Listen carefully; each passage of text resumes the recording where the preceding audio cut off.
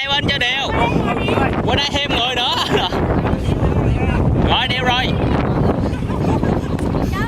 Chị ơi, chị đi quanh kia, chị đi quanh kia.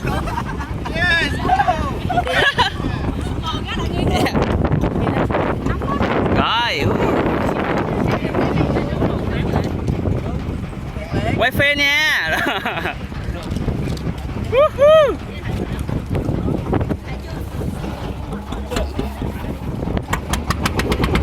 Đâu ai, gì vậy đâu ai.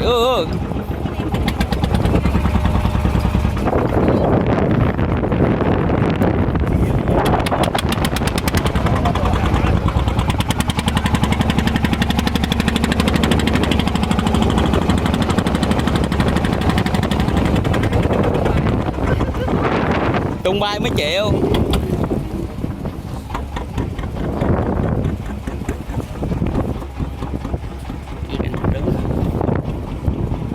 Được không nha.